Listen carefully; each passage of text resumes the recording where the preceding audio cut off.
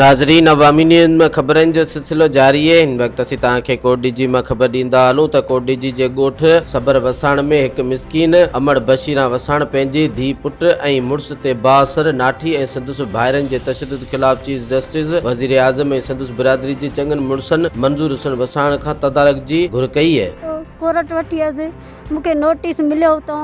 ॿिए ॾींहं ते मुंहिंजे पुट सां अब्दुल्ला वसाण विढ़ियो, इनायत वसाण, मोमिन वसाण मुंहिंजे पुट खे दग पकड़े मार ॾेई घीले खणी पिया वञनि। मुंहिंजे पुट खे गोलियूं था असांखे ॿाहिरि कढण ई नथा ॾियनि। असां बेइंसाफ़ी आहे, मूंसां ॾाढी ग़रीबी सां मां काॾे वञ।